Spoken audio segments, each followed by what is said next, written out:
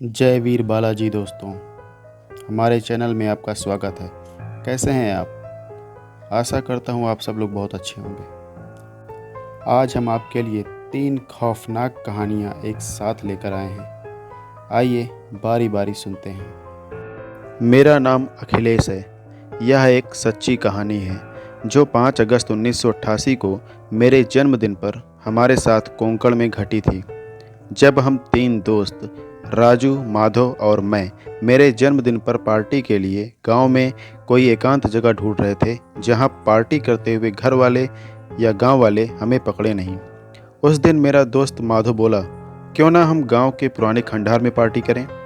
तभी राजू बोला, नहीं, वहां पर पहले एक तांत्रिक पिशाच साधना और भूत प्रेत उतारने का काम करता था और एक दिन खंडहर से वह तांत्रिक रहस्यमय ढंग से अचानक गायब हो गया था और उस दिन से आज तक कभी कहीं नहीं दिखा। अब उस जगह भूत प्रेत घूमते हैं। फिर मैं बोला, उस घटना को बीते हुए बहुत साल हो गए हैं। आज वह सिर्फ एक पुराना खंडहर है और भूत प्रेतों की अफवाहें होने की वजह से हमें वहाँ कोई ढूंढ भी नहीं पाएगा। उस वक्त मेरी बात में माधव ने भी हाँ में हाँ मिलाई थी। फिर हम दोनों ने राजू को भी वहाँ आने के लिए मना लिया था। शाम को ठीक 7 बजे एक बड़ी चार्जिंग बैटरी और शराब की बोतलें लेकर सेलिब्रेशन करने उस तांत्रिक वाले भूतहा खंडहर पहुंच गए। तब मैं और माधव भूत प्रेतों पर यकीन नहीं किया करते थे। उस शाम हुआ ये था कि जब मैं हमारे गिलास भर रहा था तब माधव रेडियो पर धीमी आवाज़ में गाने लगाने में व्यस्त था और राजू डर के मारे उस भूतहा खंडहर में इधर उधर देख रहा था। मैंने तीनों के गिलास फुल कर दिए थे। जब सब ने चीयर्स करने के लिए अपना अपना गिलास उठाया तब तीनों के तीनों गिलास खाली थे। मैं चौंक गया। वह दोनों मेरी तरफ शक की नज़र से देखने लगे और कहा कि हमारे हिस्से की तू ही पी गया।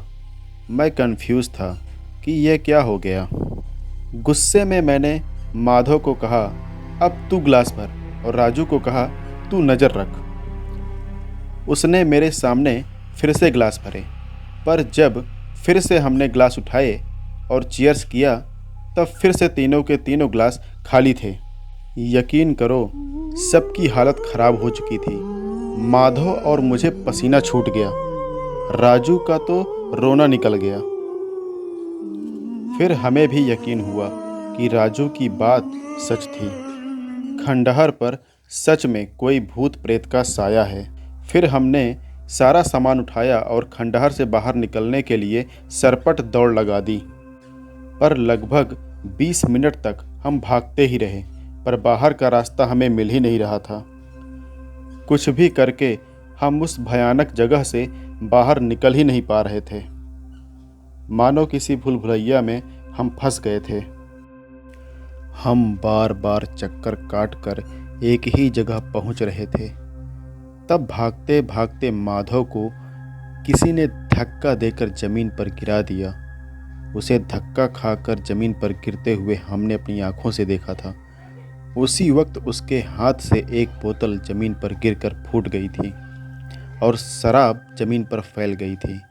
तभी कुछ ही सेकंड में सारा का सारा शराब भाप बनकर उड़ भी गया, जैसे कि किसी अदृश्य काली शक्ति ने उसे पी लिया हो। फिर राजू बोला, हमारे पास जितनी भी बोतलें और चकना हैं सब यहीं पर छोड़ दो। हमने वैसा ही किया। फिर जाकर हम उस दिन उन प्यासी आत्माओं के खंडहर से बाहर निकल पाए थे। उस दिन पहली बार मुझे और माधव को उन शक्तियों पर यकीन होने लगा। तब से हम किसी भी पुरानी भूत प्रेत वाली जगह से दूर रहते हैं। और एक बात मेरे समझ में आ गई है, हम में कितना भी साहस क्यों ना हो, लेकिन इन काली शक्तियों को कभी नहीं छेड़ना चाहिए।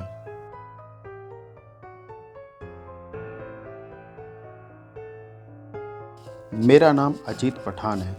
मैं ठाणे का रहने वाला हूँ। यह सच्ची कहानी साल 1990 की है, जब मैं 9 साल का था। वो भयानक रात और वो डरावना नज़ारा आज भी कभी कभी मुझे सपने में दिखाई देता है। 1990 के मई महीने में पिताजी, ताऊजी, बड़े भैया और मैंने कसारा घाट में नाइट कैंपिंग करने की योजना बनाई थी। हम घर से शाम 6 बजे निकले थे और रात के 9:30 बजे तक कसारा घाट पहुंच चुके थे। हम पहली बार जंगल कैंप के लिए गए थे। वह सब तरफ से घनी झाड़ियां और बीच में अच्छी खासी सूखी घास वाली जगह थी और उस जगह बहुत से अजीब तरह के प्राचीन पत्थर भी थे, जिन पर एक विचित्र भाषा में कुछ लिखा था। कोई अलग ही लिपि थी। हमने कार एक अच्छी जगह पार्क की। सबको तेज़ भूख लगी थी, तो हमने सबसे पहले चूल्हा जलाया और पापा के साथ लाई हुई मुर्गी काटने उन्हीं अजीब पत्थरों के नज़दीक गए थे। बड़े भैया, मैं और ताऊजी बाकी तैयारियों में जुट गए। थोड़ी ही देर में जब पापा मुर्गी काट कर वापस आए तो ताऊजी बोले, ये क्या झाड़ पत्ती काट के लाए हो? मुर्गी कहाँ है? फिर पापा ने भी उनके हाथ की तरफ देखा और वो झाड़ पत्ती देखकर चौंक गए और झटके से उसे दूर फेंक दिया। पापा ताऊजी को बोले, अरे नहीं भैया, मैं तो मुर्गी ही काट के लाया था। फिर ताऊजी बोले, बिट्टू बेटा, मेरे पापा के घर का नाम बिट्टू है। अभी पार्टी शुरू भी नहीं हुई और तुझे चढ़ भी गई। हम दोनों भाई भी इस बात पर बहुत हंसे। फिर पिताजी और ताऊजी दोनों मिल के उसी जगह गए और देखा कि मुर्गी वहीं पड़ी थी। पापा बस सोचते ही रह गए कि अभी उनके साथ ये क्या हुआ था। फिर ताऊजी ने खुद मुर्गी काटी और जब वो दोनों चूल्हे के पास आए तब हमने पापा की चीखें सुनी कि जब हमने पीछे मुड़ के देखा तो वो भयानक नज़ारा देखकर हम सब दहशत से दहल उठे, क्योंकि ताऊजी के हाथ में कोई कटी हुई मुर्गी नहीं थी, बल्कि किसी इंसान का कटा हुआ सर था। ताऊजी ने थर-थर कांपते हुए वो भयानक मुंडी घनी झाड़ियों में फेंक दी। हमने सब सामान, लाइट, टेंट, बर्तन, चूल्हा वहीं छोड़ दिया और जान बचाकर भागने लगे। ताऊजी गाड़ी स्टार्ट करने लगे, पर गाड़ी थे कि स्टार्ट होने का नाम ही नहीं ले रही थी। तभी हमने वहीं कैंपिंग के लिए एक झाड़ी पर मिनी लाइट बांधी थी। उसकी धीमी धीमी रोशनी में हमने देखा कि कोई उन्हीं पत्थरों के बीच में से एक काली आकृति ऊपर उठी और धीरे धीरे हमारी तरफ बढ़ने लगी। और जब वो काला साया थोड़ा साफ दिखाई दिया तो डर से हम तीनों की चीख निकल गई थी, क्योंकि उसके कंधों पर सर नहीं था, बस उसका धड़ लड़खड़ाते हुए हमारी ओर आ रहा था और शायद उसका ही सर हमने अभी अभी झाड़ियों में फेंका होगा। उस भयानक बिना सर वाले प्रेत को हमारी ओर आते देख भय से हमारी दिल की धड़कनें बढ़ रही थीं। पर उस वक्त नसीब से गाड़ी स्टार्ट हो गई, पर मुसीबत अभी ख़त्म नहीं हुई थी। वो सिर कटा प्रेत हमारी गाड़ी के साथ साथ भाग रहा था और ताऊजी छोड़ के हम तीनों डर के मारे चिल्ला रहे थे। उस दिन हमेशा धीमी गति से गाड़ी चलाने वाले ताऊजी ने उनकी ज़िंदगी में अब तक की सबसे तेज़ गति में गाड़ी चलाई थी। उस भयानक प्रेतात्मा ने पक्की सड़क लगने तक हमारा पीछा किया था।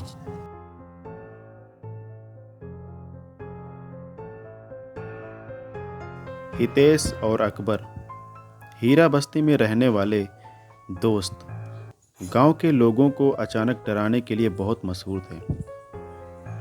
लोगों को डराने में उन्हें एक अलग ही मज़ा मिलता था, पर उनकी इस आदत से उनके घर वाले और गांव वाले दोनों परेशान थे। अचानक डराने के बाद गांव के कुछ लोगों ने उनसे कई मर्तबा कहा भी था कि जब तुम पर बीतेगी तब तुम्हें पता चलेगा कि असली डर का एहसास क्या होता है। उन दोनों का एक और शौक भी था, और वह था असली भूत प्रेतों को ढूंढना। और उन्हें जब भी किसी भूत प्रेत आत्मा के बसेरे वाली जगह का पता चलता था, तब वह उन दोनों उस जगह पर जाकर भटकने वाली भूत प्रेतों को आवाज़ देकर बुलाने की कोशिश करते थे। एक दिन उन्होंने गांव के चौराहे पर लोगों से सुना कि हमारे गांव के जंगल में शहर के लिए जो पुराना रास्ता जाता है, उसी रास्ते पर सबसे बड़ा जो पीपल का पेड़ है, उस पर सालों पहले हमारे गांव के बिरजू को दाहिना हाथ और बायां पैर काट के लटकाया गया था, क्योंकि बगल वाले गांव की निर्मला नाम की विधवा से वह प्रेम करता था। एक दिन जब घर के सब लोग सरपंच जी के बेटे की शादी में गए थे, तब बिरजू छुपके से निर्मला से मिलने गया था। उस वक्त उन दोनों को समय का ध्यान नहीं रहा, और जब निर्मला के घर वाले वापस लौटे तो उन्होंने बिरजू और निर्मला को एक साथ पलंग पर पाया। फिर निर्मला के भाई बिरजू के खून के प्यासे हो गए और बिरजू प्राण बचाने साइकिल लेकर जंगल में भाग गया था। पर पीपल के पास वह उन भाइयों के हाथ लग गया। उन्होंने किसी वहशी दरिंदे की तरह बेरहमी से उसका दाहिना हाथ और बायां पैर कुल्हाड़ी से काटकर अलग कर दिया। उसके शरीर पर कोई ऐसी जगह नहीं बची थी जिस पर खून नहीं था। फिर उसको उसी पीपल के पेड़ पर लटका दिया और नीचे उसकी साइकिल रख दी थी। 2 दिनों तक उसकी साइकिल पर उसका खून टप टप टप करके गिरता रहा। बहुत भयंकर मौत मारा था उसको। उस नज़ारे को देखने वाले की रूह कांप उठी थी। उस वक्त से लेकर आज तक बिरजू की प्रेतात्मा जंगल में साइकिल की घंटी बजाते हुए भटकती रहती है, और रात को अगर कोई गलती से भी वहां चला जाता है तो उसे उस पेड़ पर लटकती बिरजू की लाश दिखाई देती है। हितेश और अकबर ने सारी बातें ठीक से सुन ली थीं, और अब उन दोनों को एक नया भूत और भूतिया जगह मिल गया था। अगले ही दिन पूर्णिमा थी और हितेश का जन्मदिन भी था, तो वह दोनों शाम को ही मोटरसाइकिल लेकर सिनेमा देखने शहर पहुंच गए, और आते वक्त जानबूझकर हाईवे छोड़कर जंगल के कच्चे रास्ते से आए।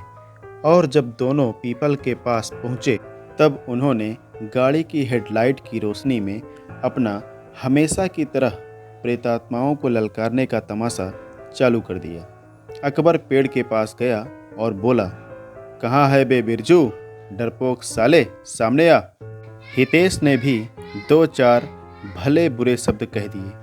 तभी अचानक तेज और बर्फ जैसी ठंडी हवाएं चलने लगीं, और उस भयानक शमशान घाट जैसी शांति में एक आवाज़ गूंजी,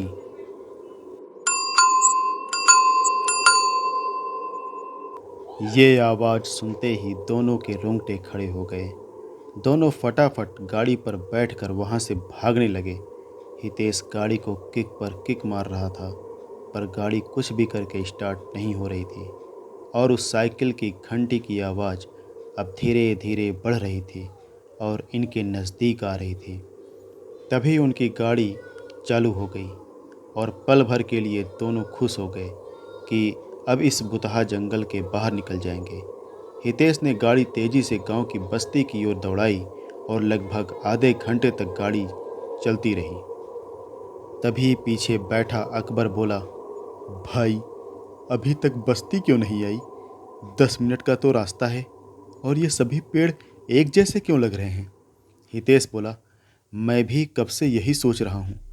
तभी एक जगह गाड़ी धक्के खाते हुए अचानक बंद हो गई, और सामने का नज़ारा देखकर दोनों की रूह कांप उठी।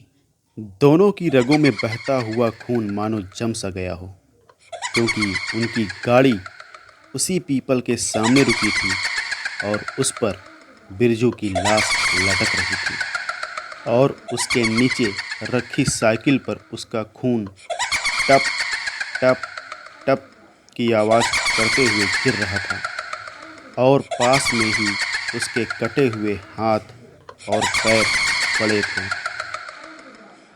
इस भयानक नज़ारे को देख उन्होंने मोटरसाइकिल वहीं छोड़ दी और हड़बड़ी में बस्ती छोड़ शहर की तरफ भागने लगे। पूर्णिमा की चांद की रोशनी में लगभग ठीक ही दिख रहा था, फिर भी गिरते पड़ते दोनों भूत भूत चिल्लाते हुए भाग रहे थे। तभी फिर से उन्हें वह ट्रिंग ट्रिंग की आवाज़ सुनाई देने लगी और उसी के डर से दोनों बेसुध भागते रहे। कुछ देर बाद जब उन्हें पक्की सड़क दिखने लगी तब वह अचानक आवाज़ बंद सी हो गई। आवाज़ बंद होने के बाद उन्हें लगा कि शायद उस प्रेतात्मा की हद वहीं तक थी। उन्होंने खुद को थोड़ी तसल्ली दी और एक दूसरे का हाथ पकड़कर धीरे धीरे चलने लगे।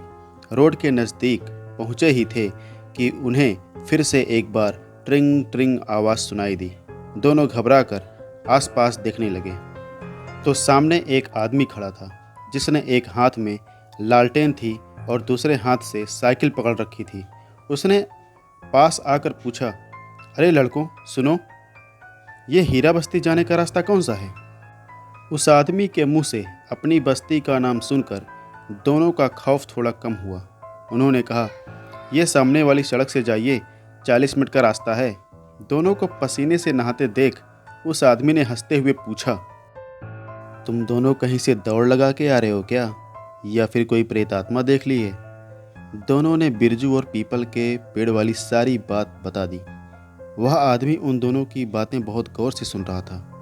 तभी उसने बातें सुनते सुनते लालटेन साइकिल पर टांग दी और दोनों से बात करते करते उनके नज़दीक गया और सिर्फ एक सवाल पूछा, कौन सा हाथ और कौन सा पैर कटा था? पर इस सवाल का जवाब उसने खुद ही दिया। उसने अपना दाहिना हाथ उखाड़कर उसने हितेश के सामने फेंका और बायां पैर उखाड़कर अकबर के सामने फेंक दिया और उन्हें अपना खून से सना हुआ विकृत रूप दिखाया। असली प्रेतात्मा को सामने खड़ा देख दोनों की आंखें फटी की फटी रह गईं। एक शब्द भी उनकी जुबान से निकल नहीं पाया। दोनों बर्फ की तरह वहीं जम गए। कुछ क्षण में ही उनके शरीर जमीन पर गिरे और सिर्फ डर से ही उनकी मौत हो गई और अब उनकी असली आत्मा देखने की इच्छा भी पूरी हो चुकी थी। तो दोस्तों, क्या आपकी कोई इच्छा है असली प्रेत देखने की? कमेंट करके ज़रूर बताएं। तो दोस्तों, कहानी यहीं पर समाप्त होती है और प्लीज़ कमेंट करके ज़रूर बताइए कि आपको हमारी कहानी कैसी लगी। अच्छी लगी है तो प्लीज़ लाइक करें, शेयर करें और हाँ, चैनल को सब्सक्राइब करना मत भूलिए। जय वीर बालाजी।